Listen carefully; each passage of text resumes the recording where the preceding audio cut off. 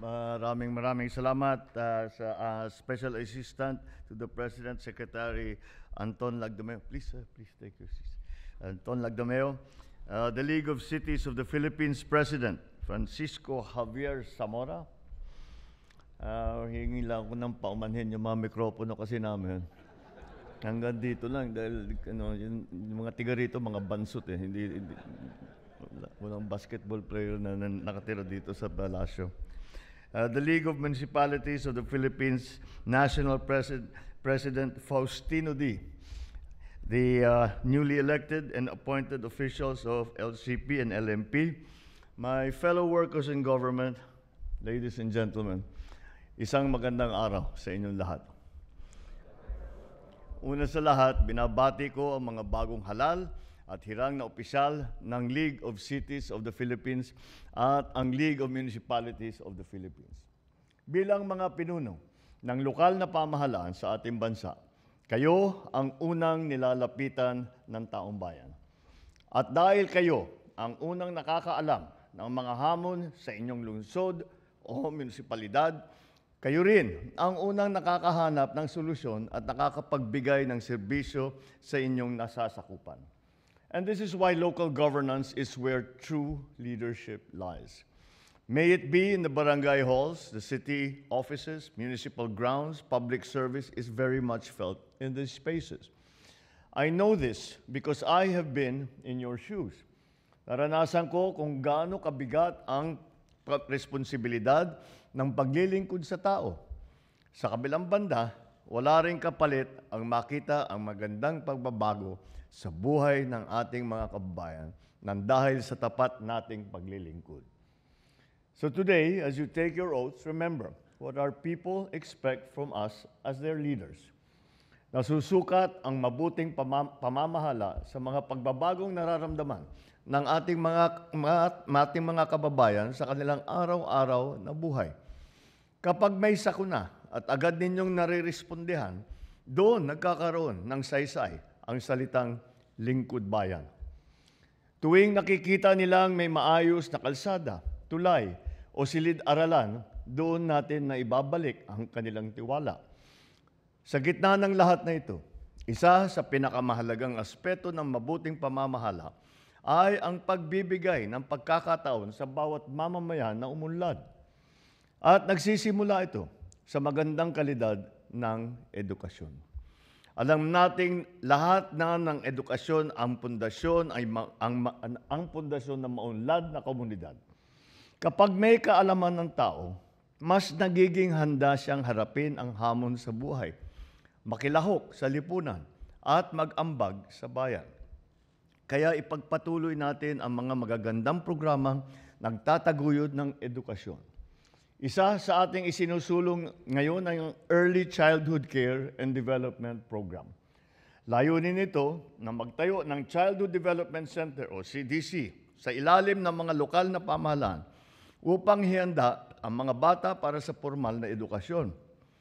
May nakalaang higit 300 milyong pisong pondo para sa fiscal year 2026 kung saan may 264 na milyon ang nakalaan para sa pagtatayo ng pagpapabuti ng mga CDC sa ating bansa.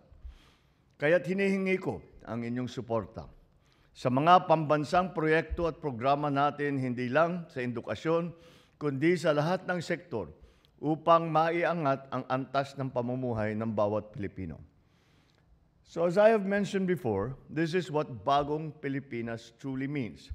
It is how we transform our thinking, how we do our work, and how we work together. It is about transforming our economy, our communities, and one decision and one act of service at a time. Mga kasama kong mga lingkod bayan, alam kong hindi madali ang trabaho sa lokal na pamahalaan. Marami ring hamon ang kinakaharap ng ating bansa. Lahat tayo'y dismayado sa mga ulat na katiwalian na nakikita natin sa pamahalaan. Ngunit malinaw ang ating adhikain. Sa Bagong Pilipinas, walang puwang ang korupsyon at ang pandaraya. We must take responsibility to eradicate this abhorrent culture of corruption that has poisoned the public trust and has robbed us of a better future. Let us continue to do the work that changes millions of lives. Be testaments that public service can still be honest and hopeful. Kaya't ang ating mga bagong mga sinusulong na sistema ay ibinabalik natin lahat ng kayang gawin ng ating mga local government ay ibibigay na lang ng national government sa local government. Nagsimula ito sa school building. Sinabi natin, mamamahala na sa mga school building, sa rehabilitation, sa repair ng school building, ay ang mga local government. Ngunit hindi ibig sabihin, kailangan din pondohan ng local government. Kailangan popundahan pa rin ng national government. Ngunit, dahil hindi naman kaya, halimbawa ng DepEd, ng DPWH, na gawin lahat, ay aasahan namin yung mga lungsod, yung mga municipality, yung mga probinsya na may kakayahan, ay i-download na lang namin sa inyo. Kayo na ang bahala. At dahil sa ganon, hanggat kaya ninyo, para makarami tayo. Dahil inaasahan lang natin DepEd, DPWH. Ngayon, meron tayong ginagawang PPP para sa school building, para makarami. So may public-private na partnership na gagawin. Naiisip ko, sinabi na nga, hindi ba yan na nga yung bagong polisiya, na ang repair and rehabilitation ng mga damaged na school building ay sa local government na. Kaya sabi ko, sige, basta tignan natin, basta't kaya nila. Malakas ang loko kasi pag local government. Dahil, ibang klase yung pag local government. Pagka gumawa kayo ng kalokohan, nakikita ka agad sa susunod na halalan. yung mayor namin, masyadong maraming kalokohan. Masyadong madursto. Nagpagawa, nakatanggap siya ng gantong milyon na piso. Wala namang itinayo, hindi naman magandang pagkagawa. Yun ang ating, sabi ko, hindi nila pwedeng pagtaguan yan. Kaya't malakas ka loob ko na kahit papano na mga local government executives ay gagawin nila yung tama. Bukod pa dito, nung akala ko na merong rule o batas na nagsasabi na ang national government ay hindi maaring gumastos sa provincial, city, at municipal at barangay road. Hindi ba ganun ang natin eh? Ang congressman na babahala sa national road, ang city na babahala doon sa kalsada ng city, etc., hanggang barangay level. Pinag-aralan namin ng mabuti. Walang rule na ganito. Pwedeng gumastos ang national government sa lahat ng klaseng kalsada, kahit barangay road. Kaya yung mga sinasabi, mga bypass road, mga farm-to-market road, mga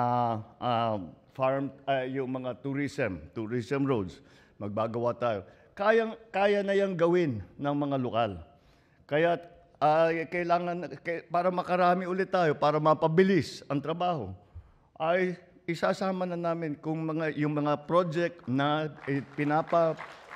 pinapagawa ninyo sa national, kung kaya nang gawin sa local, ganun na lang ang gagawin natin. Dadagdagan na lang ng national yung aming gagawin. At yun ay ulit para makarami tayo. Dahil kung aantayin natin, alam naman natin, kami sa national government, kapag gagawa ng kalsada, yung right of way lagi ang problema. Saan kami tumatakbo para paayusin yung right of way? Sa inyo. Pupunta kami sa mga mayor, pupunta kami sa inyo lahat. Kausapin nyo naman yung may-ari, ganito, ganyan. Hanap tayo, gawan natin ng ano. O kung minsan, binibili ng local government yung lupa para magamit sa proyekto. Yun ang, kaya't nakikita ko, talagang pwede nating i-expand yung ating trabaho na ginagawa at that is part of the national plan. But hindi sufficiently na nagagamit ang local government sa aking palagay. Maraming kakayahan ng local government na hindi nagagamit. Simpleng-simple lang eh. Magpagawa ka ng construction. Pagawa mo sa public works, magkano? Pagawa mo by administration, magkano? Gaano katagal? Walang problema sa procurement, walang problema sa yung right of way na ayos ninyo. Mas mabilis, mas maganda. At ulit, hindi pwedeng makipaglokohan ang local executive. Dahil pupuntahan kayo, alam niyo naman, pupuntahan kayo sa bahay ng mga matatanda, pagagalit. Ay, ako, governor ako, ginagawa sa akin yun eh. Pinupuntahan ako sa bahay, pinapagalitan ako ng mga ante ko. Anong ginagawa mo rito? Hindi maganda yan. Tapos ayusin mo yan. But that's yan ang buhay ng local government. Kagaya ng sabi ko, although mahirap matrabaho ang local government, malaki naman ang satisfaction na pag nakita natin yung ating nagawa, nagbago yung buhay ng isang pamilya, nagbago ng buhay ng isang barangay. Yun na lang that is the best reward that we can hope for. And one of the things that I noticed sa pagpunta ko sa pag-inspeksyon, nagulat nga ako, pag-inspeksyon sa mga, eto na nga, yung mga flood control project. Kausap ko, hindi ko kinakausap masyado yung mga national official, yung mga DPWH, yung mga kontratista, hindi ko sila kinakausap. Lagi kong kinakausap yung barangay chairman. Tinatanong ko sa barangay chairman, kailan nag-start tong project to? Sinong gumawa? Kailan natapos? Siyempre, silang nakakaalam. Dahil araw-araw nilang pinupuntahan yun. Araw-araw nila dinadaanan nila yung project o yung walang project. So, nagulat lang ako. Nung kausap ko yung isang chairman sa Bulacan, sabi niya, sir, wala nang approval, wala nang acceptance ngayon. Nagulat ako dahil ng governor ako, hindi namin tatanggapin ang project kung hindi accepted ng local government. Ngunit in the past, I don't know, last administration, tinanggal na yon. Kaya sabi ko, anong ginagawa? Basta darating sila dito. Sabi, may project sila. Hindi nakikipag-usap sa amin, hindi walang koordinasyon sa amin. Basta pupunta sila rito, gagawa sila ng gagawin nila, tapos aalis na lang, tapos na. Tapos makikita mo na lang, ang report sa public works, ang report sa amin, completed, bayad na. Alam na yun, nakangiti yung mga iba sa inyo, alam ninyo ito eh. Kaya binabalik ngayon natin, huwag kayong magpalampas ng project na hindi ninyo ina-accept. Puntahan ninyo, yung city engineer ninyo, papuntahin ninyo. Yung municipal engineer ninyo, papuntahin ninyo. Kayo mismo, mag-inspeksyon kayo bago nyo pipirmahan yung acceptance. Dahil ang bagong gawain ngayon, sinabi ko sa Public Works, sa DBM, hindi pwedeng bayaran ang project hanggang in-accept ng local government at every level. Sabi nila, may ano rin ang corruption yan. Kasi kung loko yung local executive, sasabihin, hindi ko pipirmahan yan hanggat meron ako. Di ba? O pwede, totoo nga naman. May possibility na ganun. Pero again, I go back to the fact na you have to deal, in local government, you have to deal with the people every single day. At hindi mo kayang bulahin ang tao kapag nandyan yung flood control project na giba-giba, na sira-sira, na hindi tapos. Hindi mo naman masasabi sa report, tapos. Hindi, sir, hindi tapos eh. Kaya't yan ang hinaharap ninyo. And that's the safety valve for me. Kaya't malakas ang loob ko. Sabi ko, as much as possible, yung ginagawa ng national government, para makarami tayo, gamitin natin ang local government. They're just waiting. They're just waiting to help. At saka may capability na yan. Meron naman yung mga ibang city, meron na mga cracking plant, meron na mga asphalt, marami na silang, dami na lang heavy equipment. Kaya na nilang gawin lahat, hindi marami sa trabaho na sinasabi natin. Kaya yung una, yan ang ating gagawin. Gagawin natin, siguro dahil nga sa pagka dumaan talaga ako bilang local executive ng probinsya, nakikita ko talaga kung ano yung mga wasted na opportunities na hindi natin pinagsasamantalahan. The other item that I would like to explain to you is yung the new policy. I think nasabi ko na yata ito noon, pero ay talagang pinapatibay namin ang ginagawa ng RDC ngayon. Because if you know, the original concept ng RDC, di ba meron tayong provincial, meron City Development Council, etc., hanggang Regional Development Council. So, may Barangay Development Council pa hanggang pataas ng pataas. Yun,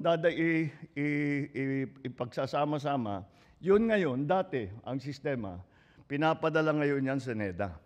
What was NEDA before? Ngayon, DepDev na.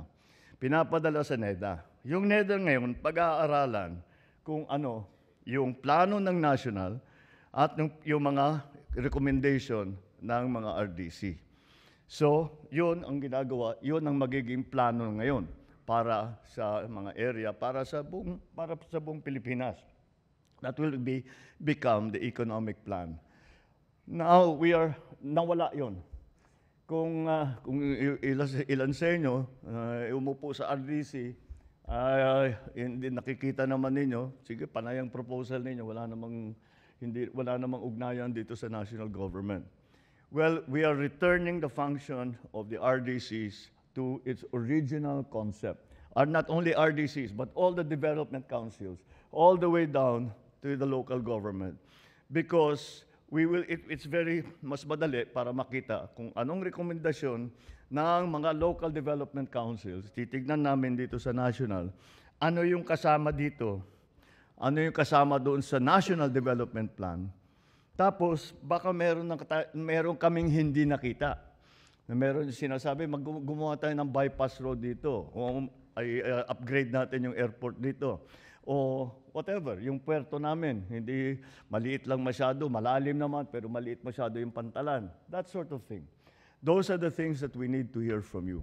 And I do not believe really in the top-down kind of proposal. Kailangan namin marinig kayo. Meron kaming overall plan. Pero the way to achieve to be successful with our overall plan needs the inputs of local government, of the cities, of the municipalities, or even down to the barangay. So that's why this is very important, because it is the coordination now between the national government and the local government. And that is why kailangan na magtutulungan tayo. Magtulungan tayo at ipakita natin na may mga lingkod bayan na tapat, na may kakayahan at tunay na naglilingkod sa bayan. Yan ang kinakailangan niya ng hinahanap ngayon ng taong bayan. Dahil siyempre, kahit papano, nakikita nila maraming katiwalian, maraming hindi magandang mangyayari. Kasi kanino pa sila tatakbo? I'm sure, kahit bago pa nangyari lahat ito, meron mga nagsusumbong na sa inyo, nagsasabi, boss, meron silang ginawa rito. O meron daw ditong tulay, wala naman tulay na ginawa. Meron daw dito na, meron daw dito na bypass road. Ginawa lang mga 200 meters. Dapat 9 kilometro yan. Yun, all of those things, those we need to hear about. And those we need for you to say, hindi pwede, you go there, hindi pwede. Hindi na pwede, can you imagine itong flood control na nagkagulo-gulo? Can you imagine? Yung mga mayor, yung pag pinupuntahan, dahil pumutok na nga lahat ito. Yung mga local government, mga executive, pinupuntahan yung project, ayaw papasukin ng contractor. Yung mayor ng isang LGU, ayaw papasukin doon sa lugar kung saan may dapat na project. Ang hindi nagpapapasok, yung contractor, may dala pang pulis. Pambira. Baliktad na ang mundo kapag nangyayari yun. Hindi na talaga dapat yun. Kaya huwag kayong, you speak up. Magsalita kayo. Magsabi kayo. Pagka Yun, yung totoong-totoo, yung aking hiniling sa ating mga kababayan, hindi lamang sa mga ordinary citizens, kundi kayo na rin. Isumbong ninyo sa Pangulo kung ano man ang nakikita ninyo, ayaw na natin yan, hindi na tayo papayag dyan, gagawin natin ang lahat para matigil na lahat yan. Kaya, magkakibat tayo, we have to work together. We have to be in coordination. We have to continue to strengthen. Dahil walang synergy ang national government at saka local government kung hindi nagko-coordinate, kung hindi nag-uusap, kung hindi nag-uugnayan. Ngunit kapag naging matibay ang pagsasama ng national at saka local, ay makikita talaga natin, napakalaking bagay. Pagka nagyari yun, ang mathematics doon, hindi 1 plus 1 equals 2, 1 plus 1 equals 5 yun. Yung tinatawag na synergy. So let us work hard to achieve that, and we can do it. We can do it if we work hard, if we work together, and we remain committed to our service to the people. Not to ourselves, not to our party, but to the people. Maraming salamat at mabuhay kayong lahat. Mabuhay ang bagong Pilipinas. Thank you, Mr. President.